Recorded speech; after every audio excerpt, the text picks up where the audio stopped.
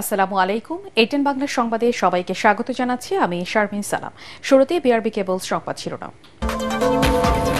মার্কিন যুক্তরাষ্ট্রের মধ্যস্থতায় যুদ্ধবিরতিতে সম্মত ভারত ও পাকিস্তান। ডোনাল্ড ট্রাম্প নিরপেক্ষ ভেন্যুতে শিগগিরই আলোচনায় বসবে দুদেশ।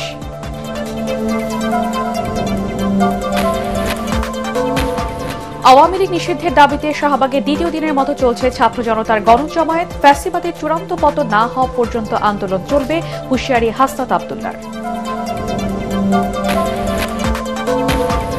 ফ্যাসিবাদী শক্তি যাতে আর মাথাচাড়া দিতে না পারে এ বিষয়ে সবার সাথে একমত বিএনপি। তারেক রহমান, রাতে স্থায়ী কমিটির জরুরি বৈঠক।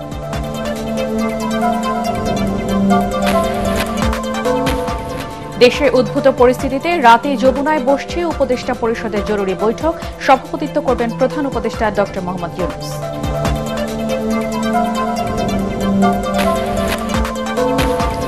এবং শেখ হাসিনাকে দেশে ফেরাতে কাজ করছে ইন্টারপোল, জানালেন স্বরাষ্ট্র উপদেষ্টা। সাবেক রাষ্ট্রপতি আব্দুল হামিদের দেশ ত্যাগে বিভিন্ন সংস্থার গাফিলতি খতিয়ে দেখা হচ্ছে।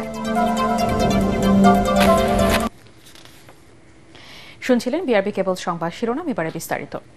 অবশেষে যুদ্ধবিরতিতে রাজি হল ভারত পাকিস্তান। মার্কিন প্রেসিডেন্ট ডোনাল্ড ট্রাম্পের মধ্যস্থতায় এই যুদ্ধবিরতিতে রাজি হয়েছে দুদেশ, যা অবিলম্বে কার্যকর হবে বলে জানিয়েছেন পাকিস্তানের পররাষ্ট্রমন্ত্রী। শিগগিরই নিরপেক্ষ কোনো দেশে ভারত পাকিস্তান বৈঠকে বসবে বলেও জানায় মার্কিন পররাষ্ট্রমন্ত্রী মার্কো রুবিও। যদিও আজ সকাল পর্যন্ত কাশ্মীরের নিয়ন্ত্রণ রেখা বরাবর ভারী গোলাবর্ষণ ও গুলি বিনিময় করেছে দুপক্ষ। এতে মারা গেছে 11 বেসামরিক নাগরিক। জাহিদুল আলমের রিপোর্টে বিস্তারিত। অবশেষে পাগলাটে বলে খ্যাত ট্রাম্পের হাত ধরেই শান্তি ফিরল ভূস্বর্গ কাশ্মীরে। আলোচনায় বসতে রাজি হয়েছে চিরশত্রু দুই দেশ। মার্কিন পররাষ্ট্রমন্ত্রী মার্কো রুবিও এক বিবৃতিতে জানান, ভারত ও পাকিস্তান সরকার অবিলম্বে যুদ্ধবিরতিতে সম্মত হয়েছে। তারা একটি নিরপেক্ষ স্থানে এই ইস্যু নিয়ে আলোচনায় বসতেও রাজি। সামাজিক যোগাযোগ মাধ্যমে দেয়া এক পোস্টে রুবিও বলেন, গত 48 ঘন্টায় তিনি এবং মার্কিন ভাইস প্রেসিডেন্ট জেডি ভ্যান্স, দুই দেশের প্রধানমন্ত্রী নরেন্দ্র মোদী, শেহবাজ শরীফ, পররাষ্ট্রমন্ত্রী জয়শঙ্কর, পাক সেনা প্রধান অসীম মুনির ও ভারতের জাতীয় নিরাপত্তা পরিষদের উপদেষ্টা অজিত দোভালের সঙ্গে কথা বলেন। জানান, শান্তির পথ বেছে নেয়ার ক্ষেত্রে প্রধানমন্ত্রী মোদী ও শরীফের চেষ্টাকে প্রশংসা করে যুক্তরাষ্ট্র। এর আগে রাতভর দেশ দুটিতে সেনারা কাশ্মীরের নিয়ন্ত্রণ রেখা বরাবর ভারী গোলাবর্ষণ ও গুলি বিনিময় করে। এতে দুদেশের কমপক্ষে 11 জন বেসামরিক নাগরিক নিহত হন। গুরুতর আহত হয়েছেন আরও অনেকে। এছাড়া ব্যাপকভাবে ক্ষতিগ্রস্ত হয়েছে ভারত ও পাকিস্তান নিয়ন্ত্রিত কাশ্মীরের বেসামরিক বহু স্থাপনা। এ নিয়ে সংবাদ সম্মেলনে ভারতীয় সামরিক কর্মকর্তারা অভিযোগ করেন, পাকিস্তানি সেনারা রাতভর নিয়ন্ত্রণ রেখা বরাবর তাদের পোস্টে গোলাবর্ষণ করে। এর জবাবে ভারতীয় সেনারা পাল্টা আক্রমণ চালায়। দুপক্ষের এই সংঘর্ষ চলে ভোর পর্যন্ত।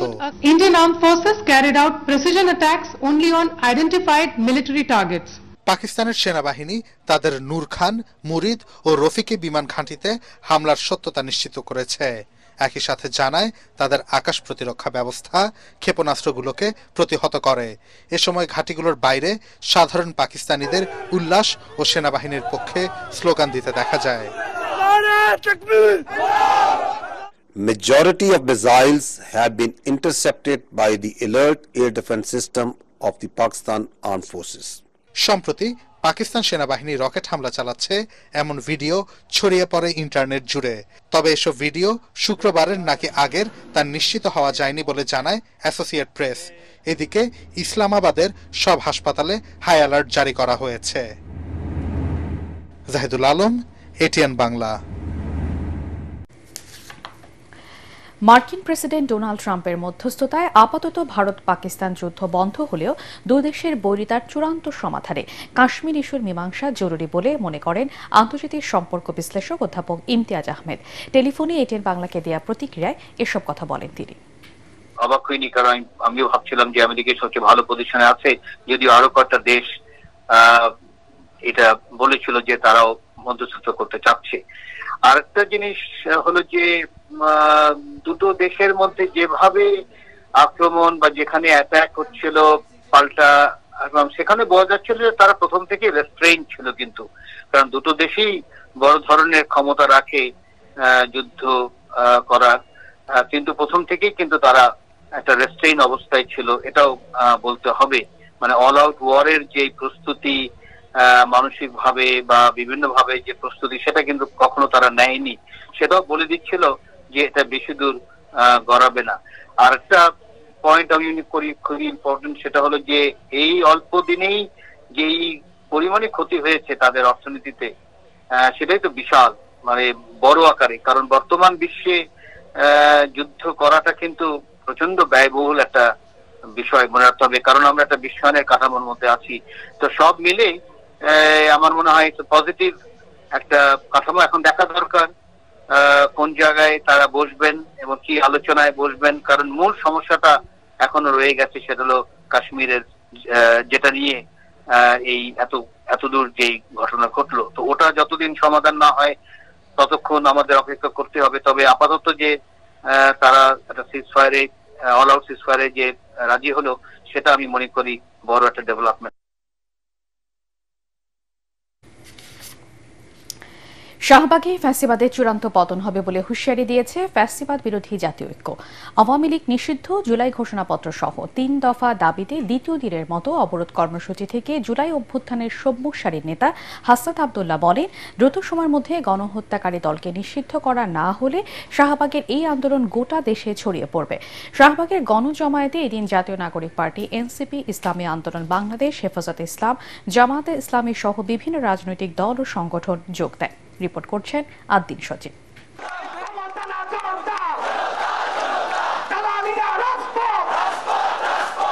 শাহবাগের গণজমায়েতে জনস্রোত, জুলাই যোদ্ধাদের ডাকে। আওয়ামী লীগ নিষিদ্ধের দাবিতে সবাই হাজির, প্রখর রোদ আর গরম উপেক্ষা করেই। দুপুর গড়িয়ে বিকেল আসতেই চেহারা বদলে যায় শাহবাগের।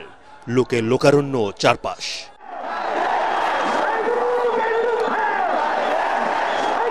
ছাত্র জনতা বলছেন, জুলাই বিপ্লবের প্রায় 1,500 শহীদ আর 30,000 আহত যোদ্ধার আর্তনাদ পৌঁছায় নাই গণ অভ্যুত্থানের সরকারের কাছে। এজন্যই সন্ত্রাসী সংগঠন হিসেবে আওয়ামী লীগ নিষিদ্ধের দাবিতে রাজপথে ফ্যাসিবাদ বিরোধী প্রায় সব রাজনৈতিক দল, সংগঠন এবং পক্ষ।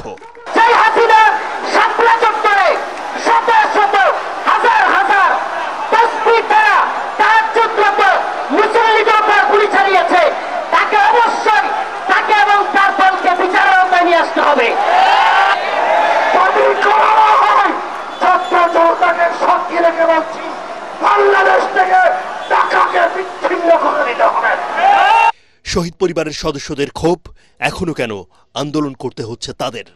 আর কতজন শহীদ হলে আওয়ামী লীগের বিষয়ে চূড়ান্ত সিদ্ধান্ত নেবে এই সরকার, জানতে চান তারা।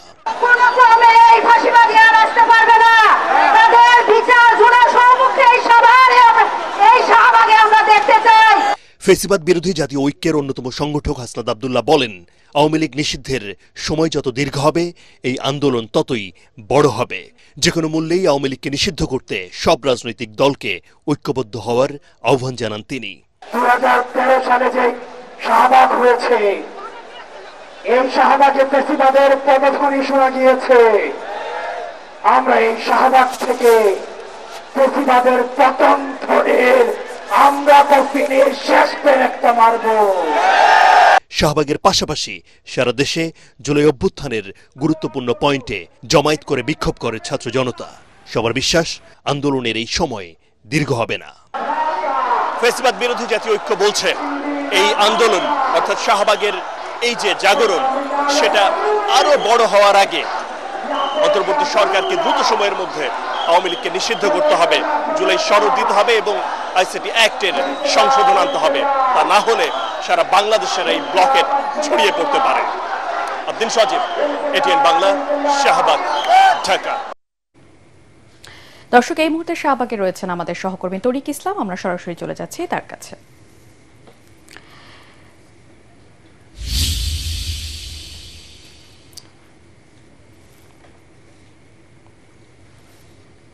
তরিক, আমরা জানি আপনি তো শাহবাগে আছেন, কেমন দেখছেন সেখানকার সার্বিক পরিস্থিতি? আজ আওয়ামী লীগকে নিষিদ্ধ এবং জুলাই ঘোষণাপত্র নিয়ে আজ দ্বিতীয় দিনের মতো অবরোধ কর্মসূচি চলছে। কেমন দেখছেন সার্বিক পরিস্থিতি এবং শাহবাগ ব্লকেট নিয়ে কি বলছে ছাত্র জনতা?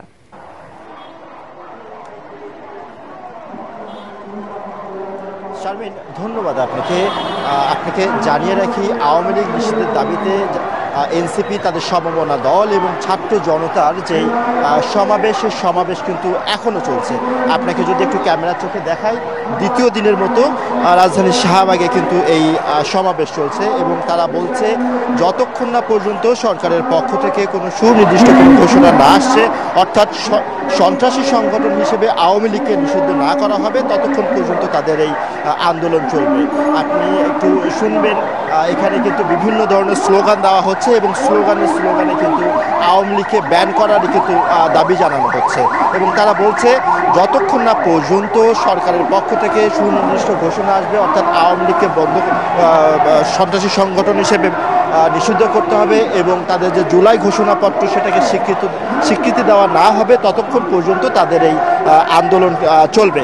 আপনাকে একটা তথ্য জানিয়ে রাখি, এরই মধ্যে কিন্তু ছাত্রদের এই যে আন্দোলন বা জাতীয় নাগরিক কমিটি এবং সমমনা দলগুলো যে আন্দোলন, তাকে গুরুত্ব দিয়ে কিন্তু প্রধান উপদেষ্টা বাসভবনে কিন্তু অন্যান্য যে উপদেষ্টা তাদের কিন্তু জরুরি বৈঠকের কিন্তু কল করেছেন, অর্থাৎ রাত 8টা নাগাদ কিন্তু এই বৈঠক হওয়ার কথা আমরা জানতে পেরেছি এবং সেখান থেকে হয়তোবা কোনো ঘোষণা আসবে এবং সেই ঘোষণার পরেই কিন্তু সিদ্ধান্ত নেবে এখানে থেকে যে এই সমাবেশ তারা কতক্ষণ বা কতদিন কিন্তু তারা চালিয়ে যাবে। মোটা দাগে যদি আপনাকে বলি, দ্বিতীয় দিনের মতো এনসিপি এবং সমমনা দলগুলোর কিন্তু আন্দোলন চলছে এবং তারা বলছে যতক্ষণ না পর্যন্ত সন্ত্রাসী সংগঠন হিসেবে আওয়ামী লীগকে নিষিদ্ধ করা না হবে, ততক্ষণ পর্যন্ত তাদের এই সমাবেশ কিন্তু চলবে। তো রাজধানীর শাহবাগ থেকে সমাবেশ নিয়ে এই ছিল আমার কাছে সবশেষ। শারমিন।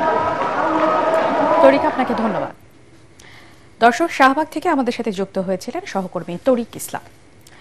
ফ্যাসিবাদী শক্তি যাতে আর বাধাচাড়া দিতে না পারে, এ বিষয়ে বিএনপি সবার সাথে একমত বলে জানিয়েছেন দলের ভারপ্রাপ্ত চেয়ারম্যান তারেক রহমান।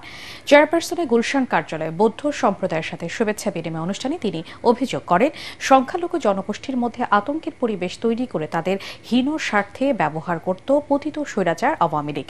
কেউ যেন আর গণতন্ত্র প্রতিষ্ঠায় বাধা হতে না পারে, সে বিষয়ে সবাইকে সতর্ক থাকার আহ্বান জানান তারেক রহমান। কামরুজ্জামান রাজীবের রিপোর্ট। বৌদ্ধ সম্প্রদায়ের সবচেয়ে বড় ধর্মীয় উৎসব বুদ্ধ পূর্ণিমা উপলক্ষে এ সম্প্রদায়ের সাথে শুভেচ্ছা বিনিময় অনুষ্ঠানে লন্ডন থেকে ভার্চুয়ালি যোগ দেন বিএনপির ভারপ্রাপ্ত চেয়ারম্যান তারেক রহমান। শোনেন বৌদ্ধ সম্প্রদায়ের মানুষের বঞ্চনা ও অভিযোগের কথা। এ সময় সংখ্যালঘু সম্প্রদায়কে মূল্যায়ন ও সুবিধাবাদীদের দলে অনুপ্রবেশ ঠেকানোর দাবি জানানো হয়। অনুষ্ঠানে বিএনপি সিনিয়র নেতারা বলেন, স্বৈরাচারের পতনের মধ্য দিয়ে দেশকে নতুনভাবে গড়ে তোলার যে সুযোগ এসেছে, ঐক্যবদ্ধভাবে তা কাজে লাগাতে হবে। উদাহরণ আছে যে বাংলাদেশ জাতীয়তাবাদী দল গণতন্ত্রের পক্ষে আর আওয়ামী লীগ ছিল স্বৈরাচারী ফ্যাসিস্ট। প্রধান অতিথির বক্তব্যে বিএনপির ভারপ্রাপ্ত চেয়ারম্যান তারেক রহমান বলেন, গণতন্ত্রের বিরুদ্ধে অবস্থান নেয়া আওয়ামী লীগকে দেশের মানুষ রাজনৈতিক অপশক্তি হিসেবে চিহ্নিত করেছে। কোনোভাবেই আর পলাতক অপশক্তির পুনর্বাসন দেশের মানুষ মেনে নেবে না। বাংলাদেশকে যাতে আর কেউ ভবিষ্যতে তাবেদার রাষ্ট্রে পরিণত করতে না পারে, এবং 2, গণতন্ত্র বিরোধী পলাতক তাবেদার অপশক্তি যাতে আর মাথাচাড়া দিয়ে উঠতে না পারে। এই দুটো বিষয় কিন্তু বাংলাদেশের গণতান্ত্রিক জনগণ আর কোনো আপোষ মানতে রাজি নয়, আপোষ করতে রাজি নয়। বিএনপি সহ বাংলাদেশের পক্ষের প্রতিটি রাজনৈতিক দল জনগণের এই দাবির সঙ্গে সম্পূর্ণ একমত। আমাদের বক্তব্য স্পষ্ট, পতিত, পলাতক, পরাজিত অপশক্তির পুনর্বাসন চায় না এই বাংলাদেশের মানুষ। বিএনপি অন্তর্বর্তী সরকারের সফলতা দেখতে চায় দাবি করে তারেক রহমান বলেন, অন্তর্বর্তী সরকারের কর্মকাণ্ড নিয়ে দেশবাসীর মধ্যে যাতে বিভ্রান্তি তৈরি না হয়, সরকারকেই তা নিশ্চিত করতে হবে। সরকারের কার্যক্রম সম্পর্কে যাতে জনগণের সামনে একটা স্বচ্ছ ধারণা থাকে, এ কারণেই কিন্তু বিএনপি প্রথম থেকেই অন্তর্বর্তীকালীন সরকারের কাছে তাদের একটি কর্ম পরিকল্পনার পথ নকশা ঘোষণার আহ্বান বারবার জানিয়ে আসছে। সরকারের কার্যক্রম সম্পর্কে স্বচ্ছ ধারণা যদি জনমনে থাকে, তাহলে জনমনে কোন রকমের সংশয়, সন্দেহ কিংবা বিভ্রান্তি সৃষ্টি হওয়ার সুযোগ থাকে না। ফ্যাসিবাদ বিরোধীদের মধ্যে যাতে কোনো বিভেদ তৈরি না হয় সেজন্য পলাতক স্বৈরাচারের দুষ্কর্ম গণমাধ্যমের মাধ্যমে প্রতিনিয়ত জনগণের সামনে তুলে ধরার আহ্বান জানান তারেক রহমান। তবে কেউ যেন আমাদের গণতান্ত্রিক রাজনৈতিক অধিকার, ভোটের অধিকার কুক্ষিগত করে রাখার ষড়যন্ত্র করতে না পারে। যে যার অবস্থান থেকে সতর্ক এবং সজাগ থাকতে হবে। কামরুজ্জামান রাজীব, এটিএন বাংলা, ঢাকা। আওয়ামী লীগ নিষিদ্ধের দাবিতে রাজধানী সহ দেশের বিভিন্ন স্থানে আন্দোলন এবং উদ্ভূত পরিস্থিতিতে রাত ৮টায় জরুরি বৈঠকে বসছে অন্তর্বর্তী সরকারের উপদেষ্টা পরিষদ। প্রধান উপদেষ্টার প্রেস উইং এক বার্তায় জানানো হয়েছে, রাত ৮টায় রাষ্ট্রীয় অতিথি ভবন যমুনায় উপদেষ্টা পরিষদের একটি বৈঠক অনুষ্ঠিত হবে। বৈঠক শেষে রাত ৮:৩০ যমুনার বাইরে একটি সংবাদ সম্মেলন অনুষ্ঠিত হবে বলেও জানানো হয়েছে। ইতোমধ্যে উপদেষ্টা পরিষদের সদস্যরা একে একে যমুনায় প্রবেশ করছেন। গণহত্যার দায়ে অবশ্যই আওয়ামী লীগের বিচার হতে হবে বলে মন্তব্য করেছেন বিএনপি মহাসচিব মির্জা ফখরুল ইসলাম আলমগীর। তার অভিযোগ, যাদের এই বিচার করার দায়িত্ব দেওয়া হয়েছে সেই অন্তর্বর্তী সরকার তা না করে নিজেদের বন্দোবস্তে ব্যস্ত। চট্টগ্রামের পোলো গ্রাউন্ডে তারুণ্যের সমাবেশে তিনি একথা বলেন।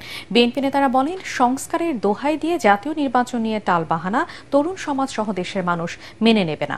তরুণদের সমর্থন আদায় ও দেশ পরিচালনায় তাদের ভাবনা মতামত জানতে চট্টগ্রাম বিভাগ ও কুমিল্লা জেলার সমন্বয়ে চট্টগ্রামের পোলো গ্রাউন্ডে বিএনপির ৩ সহযোগী সংগঠন ছাত্রদল, যুবদল ও স্বেচ্ছাসেবক দল এই যৌথ সমাবেশের আয়োজন করে। সমাবেশে বক্তব্য রাখেন জাতীয় ক্রিকেট দলের সাবেক ওপেনার তামিম ইকবাল। দীর্ঘদিন পর চট্টগ্রামে এই সমাবেশকে কেন্দ্র করে তরুণ যুবকদের মধ্যে দেখা যায় উচ্ছ্বাস উদ্দীপনা।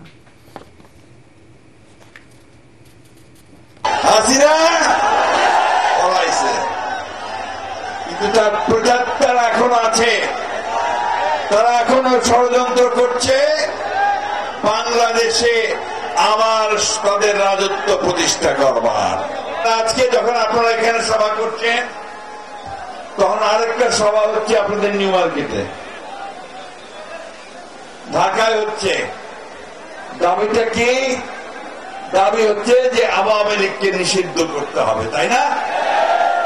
আমরা এই মাঠে যারা আছি তারা সবাই শুধু নয় বন্ধুগণ, আমরা বাংলাদেশের 18 কোটি মানুষ এই আওয়ামী লীগকে দেখতে চাই না। দিল্লিতে অবস্থানরত বাংলাদেশের সাবেক প্রধানমন্ত্রী শেখ হাসিনাকে ফেরাতে ইন্টারপোল কাজ করছে বলে জানিয়েছেন স্বরাষ্ট্র উপদেষ্টা অবসরপ্রাপ্ত লেফটেন্যান্ট জেনারেল জাহাঙ্গীর আলম চৌধুরী। হযরত শাহজালাল আন্তর্জাতিক বিমানবন্দর পরিদর্শনে গিয়ে তিনি জানান, সাবেক রাষ্ট্রপতি আব্দুল হামিদের বিদেশ যাত্রায় কোনো সংস্থার গাফিলতি রয়েছে কিনা তা তদন্ত করে 3 দিনের মধ্যে প্রতিবেদন দেবে কমিটি। এ সময় আওয়ামী লীগ নিষিদ্ধের দাবিতে বিক্ষুব্ধদের রাস্তা ছেড়ে অন্য কোথাও আন্দোলন করার আহ্বানও জানান স্বরাষ্ট্র উপদেষ্টা। ইমদাদুল্লাহ বাবুর রিপোর্ট। জুলাই বিপ্লবে ছাত্র জনতাকে গণহত্যার অভিযোগ মাথায় নিয়ে 5 আগস্ট দেশ ছেড়ে দিল্লিতে পালিয়ে যান সাবেক প্রধানমন্ত্রী শেখ হাসিনা। তাকে ফেরাতে ইন্টারপোলের সহযোগিতায় কাজ করছে অন্তর্বর্তী সরকার। এই প্রক্রিয়া যখন চলছে তখন শুরু হয় ভারত পাকিস্তান যুদ্ধ। এ অবস্থায় শেখ হাসিনাকে ফেরানোর প্রক্রিয়া গতি হারাবে কিনা এ নিয়ে সংশয় জনমনে। শনিবার হযরত শাহজালাল আন্তর্জাতিক বিমানবন্দরের কার্যক্রম ও নিরাপত্তা পরিদর্শনে এসে স্বরাষ্ট্র উপদেষ্টা জাহাঙ্গীর আলম চৌধুরী জানান, শেখ হাসিনাকে ফেরানোর বিষয়ে আইন অনুযায়ী ইন্টারপোলের কার্যক্রম চলছে। ইন্টারপোলের মাধ্যমে আমরা তো চেষ্টা করতেছি। অনেক তো জানেন যে এটা তো ইন্টারপোল তো আর আমার কথার সাথে সাথে তো কাজ করবে না, ওটা তাদের আইন কানুন মতো তারা ব্যবস্থা নেবে। তিনি আরো বলেন, হত্যা মামলা থাকায় আওয়ামী লীগ সরকারের সাবেক রাষ্ট্রপতি আব্দুল হামিদকে দেশ ত্যাগ না করতে কোন সংস্থার নির্দেশনা ছিল কিনা তা জানে না স্বরাষ্ট্র মন্ত্রণালয়। রিপোর্ট সাবমিট করার পরেই যারা এটার জন্য দোষী তাদের এগেইনস্টে আইনানুগ ব্যবস্থা নেওয়া। দেশগড় থেকে এসপি অফিস থেকে যদি স্বরাষ্ট্র মন্ত্রণালয়ে কোনো কাগজ পাঠাইছে আমার জানা নাই। এই জন্য কিন্তু একটা ইনকোয়ারি কমিটি করা হয়েছে, যেহেতু ইনকোয়ারি কমিটিটা এটা পুঙ্খানুপুঙ্খানু দেখে এটার বিরুদ্ধে একটা আইনানুগ ব্যবস্থা নেওয়ার জন্য বলবে, এবং এটার জন্য যারা দোষী তারা কেউ আইনের আওতায় তাদের শাস্তি পেতেই হবে। আওয়ামী লীগ নিষিদ্ধের দাবিতে আন্দোলনকারীদের জনভোগান্তি সৃষ্টি না করতেও অনুরোধ করেন স্বরাষ্ট্র উপদেষ্টা। সবারই দাবি দেওয়াটা যদি রাস্তা ছেড়ে এমন জায়গায় করে যেখানে জনগণের ভোগান্তি না হয় ওই জায়গায় করতে পারলে সবচেয়ে ভালো। ইমদাদুল্লাহ বাবু, এটিএন বাংলা, ঢাকা। নাগরিকদের অধিকার সুরক্ষিত করতে পারবে এমন জাতীয় সনদ তৈরিতে জাতীয় ঐকমত্য কমিশন কাজ করছে বলে জানিয়েছেন কমিশনের সহসভাপতি ডক্টর আলী রিয়াজ। তিনি বলেন, রাষ্ট্র সংস্কারের এই সুযোগ কাজে লাগাতে হবে।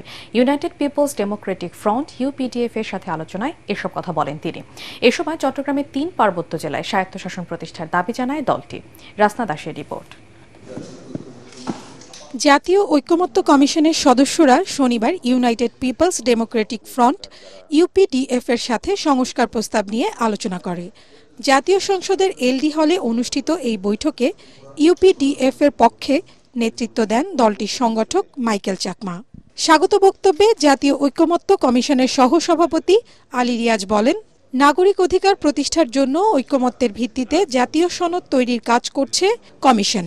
এই গণতান্ত্রিক রাষ্ট্র প্রতিষ্ঠার ক্ষেত্রে যে রাষ্ট্র মানবিক মর্যাদা নিশ্চিত করে, সামাজিক সুবিচার নিশ্চিত করে, সকলের মধ্যে সাম্য প্রতিষ্ঠা করে, সেই লক্ষ্যে আমরা সকলে কাজ করার চেষ্টা করছি। আলোচনা শেষে মাইকেল চাকমা জানান, পাহাড়িদের ভোটাধিকার নিশ্চিতের পাশাপাশি আঞ্চলিক দলগুলোর নিবন্ধন নিশ্চিত করা ও নিবন্ধন শর্ত শিথিল করতে হবে। ইউপিডিএফ এর মূল দাবি ছিল পূর্ণ স্বায়ত্ত শাসন। সেই চট্টগ্রামের সমস্যাকে পাশ কাটিয়ে তো ইনক্লুসিভ বাংলাদেশ বা নতুন বাংলাদেশ হতে পারে না। বিকেলে গণফোরামের সাথে দ্বিতীয় দফায় আলোচনায় বসে ঐকমত্য কমিশন। এ সময় দলটির সাধারণ সম্পাদক ডক্টর মোহাম্মদ মিজানুর রহমান মুক্তিযুদ্ধ ও জুলাই গণ অভ্যুত্থানকে মুখোমুখি না করার আহ্বান জানান। আমরা ৭১ এবং ২৪ এই জুলাইকে যাতে মুখোমুখি আমরা দাঁড় না করাই, জন আকাঙ্ক্ষা অনুযায়ী সংবিধান সংশোধন করা যেতে পারে। এই সংবিধানে যাতে করে তত্ত্বাবধায়ক সরকার পুনঃপ্রতিষ্ঠিত হয়। প্রথম ধাপের আলোচনায় এ পর্যন্ত ২৮টি রাজনৈতিক দল ঐকমত্য কমিশনের সঙ্গে আলোচনায় অংশ নিয়েছে। রাসনা দাস, এটিএন বাংলা, ঢাকা। অন্তর্বর্তী সরকার ফ্যাসিস্ট ও স্বৈরাচারের দোসরদের পুনর্বাসন করছে বলে অভিযোগ করেছেন বিএনপির সিনিয়র যুগ্ম মহাসচিব রুহুল কবির রিজভী। শহীদ সোহরাওয়ার্দী মেডিকেল কলেজ হাসপাতালের প্রতিষ্ঠা বার্ষিকী উপলক্ষে আলোচনার সভায় তিনি কথা বলেন। অন্তর্বর্তী সরকারকে উদ্দেশ্য করে রিজভী বলেন, একদিকে গুমের শিকার বিএনপি নেতা সুমনের বাসায় পুলিশ পরোয়ানা পাঠানো হচ্ছে, অন্যদিকে খুনের আসামি সাবেক রাষ্ট্রপতি আব্দুল হামিদকে বিমানবন্দর দিয়ে দেশের বাইরে পাঠিয়ে দেওয়া হচ্ছে। তিনি বলেন, নির্বাচন সংস্কার নিয়ে অন্তর্বর্তী সরকার এক এক সময় এক এক যুক্তি দাঁড় করানোর চেষ্টা করছে, যা জনগণের কাছে গ্রহণযোগ্য নয়। বাংলাদেশের সার্বভৌমত্ব রক্ষায় সক্ষমতা বাড়ানো উচিত, তবে এই মুহূর্তে পরমাণু কর্মসূচির দিকে যাওয়া ঠিক হবে না বলে মনে করছেন নিউক্লিয়ার বিশেষজ্ঞরা। রূপপুর পারমাণবিক বিদ্যুৎ কেন্দ্র থেকে বোমা তৈরির আলোচনা থাকলেও তার কোনো সুযোগ নেই বলেও জানান তারা। রিপোর্ট মাহবুব কবির চপলের।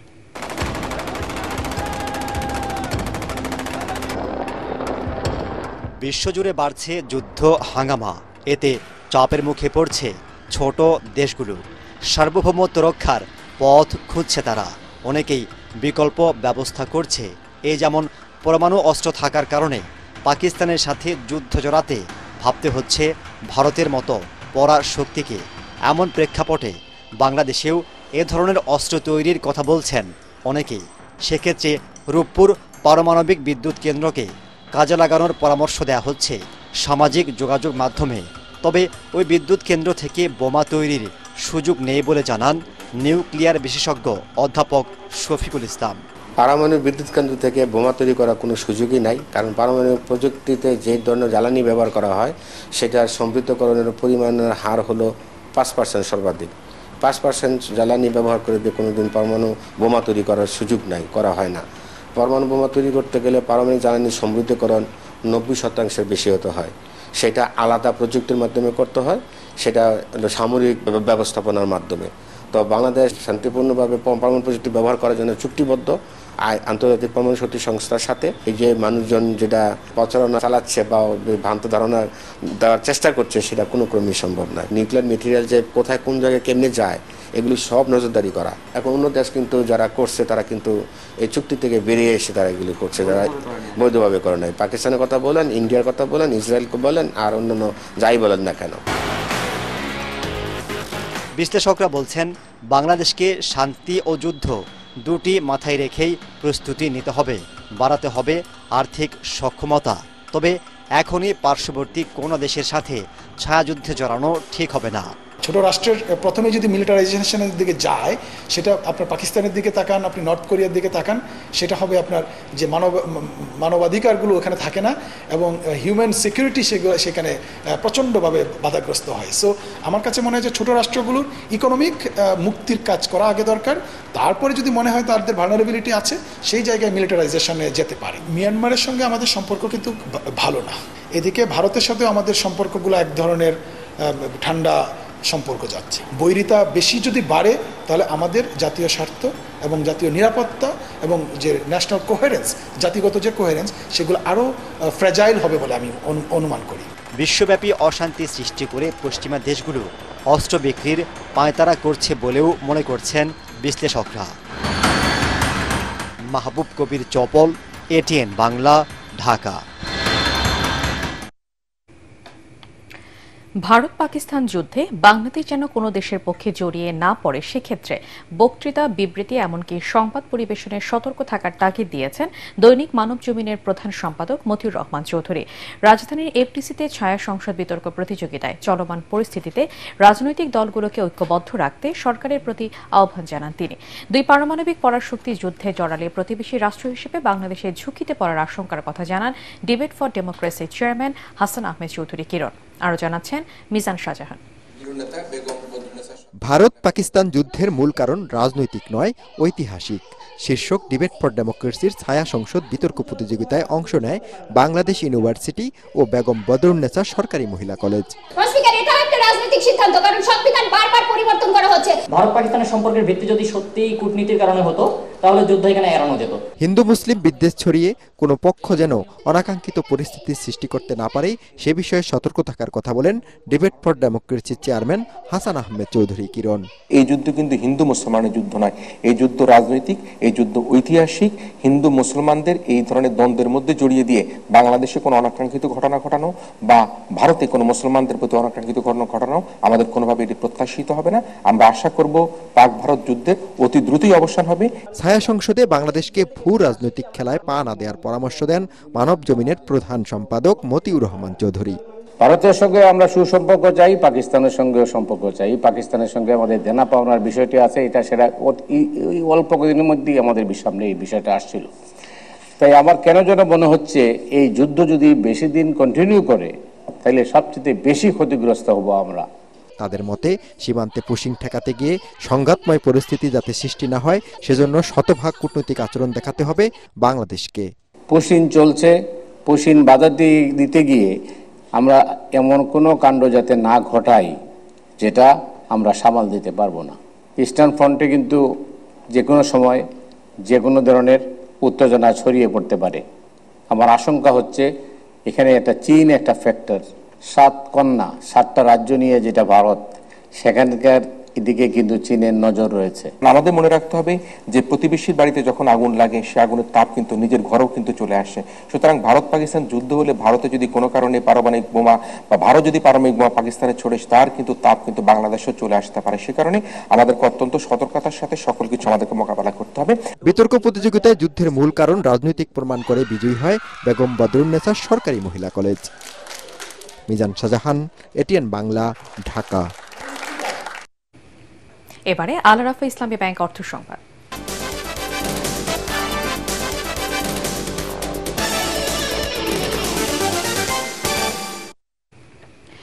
সঙ্গীত জগতের শিল্পী ও কলাকুশলীদের সম্মান জানাতে চ্যানেল আই আয়োজন করেছে চ্যানেল আই মিউজিক অ্যাওয়ার্ডস 2024। দেশের সুস্থ ধারার সঙ্গীতের বিকাশ ও পরিবেশ ফিরিয়ে আনতে চ্যানেল আই এর এই আয়োজন। 19তম চ্যানেল আই মিউজিক অ্যাওয়ার্ডসে আজীবন সম্মাননা সহ 18টি ক্যাটাগরিতে পুরস্কার প্রদান করা হবে। এবারের আয়োজন আজীবন সম্মাননা পেতে যাচ্ছেন বিশিষ্ট নজরুল সঙ্গীত শিল্পী ফেরদৌসারা। আগামী 19 মে সন্ধ্যায় রাজধানীর অভিজাত হোটেলে প্যান প্যাসিফিক সোনারগাঁয়ে অনুষ্ঠিত হবে এবারের মিউজিক অ্যাওয়ার্ডস। সকালে চ্যানেল আই নিজস্ব কার্যালয়ে সংবাদ সম্মেলনে এই তথ্য জানানো হয়। দেশে থ্যালাসেমিয়া রোগীদের জীবনমান উন্নয়ন ও অধিকার প্রতিষ্ঠার লক্ষ্যে সরকারি অনুমোদনপ্রাপ্ত স্বেচ্ছাসেবী প্রতিষ্ঠান Bangladesh Thalassemia Patients and Parents Welfare Association আনুষ্ঠানিকভাবে আত্মপ্রকাশ করেছে। থ্যালাসেমিয়া রোগে আক্রান্ত এবং তাদের পরিবারের সদস্যদের দ্বারা পরিচালিত এই সংগঠনটি সম্পূর্ণ অরাজনৈতিক, অলাভজনক এবং কল্যাণমূলক।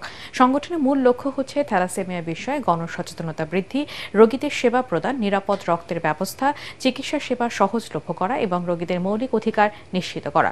সংগঠনটি সমাজসেবা অধিদপ্তর থেকে চলতি বছরের 19 মার্চ নিবন্ধন লাভ করে। জাতীয় প্রেস ক্লাবে আয়োজিত অনুষ্ঠানে উপস্থিত ছিলেন সংগঠনের প্রতিষ্ঠাতা সভাপতি কামরুন নাহার মুকুল, বিশিষ্ট চিকিৎসক, সাংবাদিক, সমাজসেবী নেতৃবৃন্দ এবং থ্যালাসেমিয়া রোগী ও তাদের পরিবারবর্গ। এবারে খেলার খবর।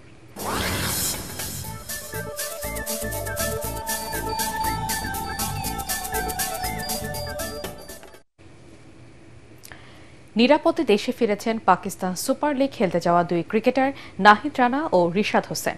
সঙ্গে টুর্নামেন্ট কভার করতে যাওয়া দুই ক্রীড়া সাংবাদিকও।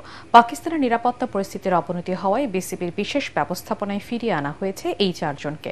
বাংলাদেশ সময় বিকেল 5:30টায় ঢাকার হযরত শাহজালাল আন্তর্জাতিক বিমানবন্দরে এসে পৌঁছান রিশাদ, নাহিদরা। এর আগে পাকিস্তানে হামলার খবর শুনে খেলোয়াড়দের নিরাপত্তা নিয়ে চিন্তা শুরু করে বিসিবি। শুক্রবার পাকিস্তান এয়ারলাইন্সের একটি বিশেষ বিমানে দুবাইয়ে পৌঁছে দেওয়া হয় তাদের। সেখান থেকে আজ এমিরেটস এয়ারওয়েজের বিমানে ঢাকায় এসে পৌঁছান তারা। শেষ করার আগে বিআরবি কেবল সংবাদ শিরোনাম আরেকবার। মার্কিন যুক্তরাষ্ট্রের মধ্যস্থতায় যুদ্ধবিরতিতে সম্মত ভারত ও পাকিস্তান। ডোনাল্ড ট্রাম্প, নিরপেক্ষ ভেন্যুতে শিগগিরই আলোচনায় বসবে দুই দেশ।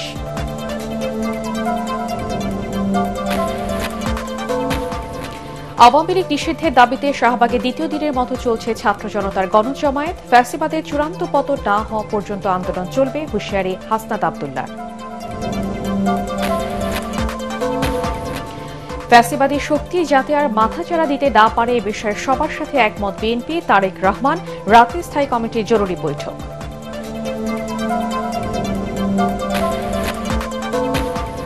দেশের উদ্ভূত পরিস্থিতিতে রাতে যমুনায় বসছে উপদেষ্টা পরিষদের জরুরি বৈঠক। সভাপতিত্ব করবেন প্রধান উপদেষ্টা ডক্টর মোহাম্মদ ইউনূস।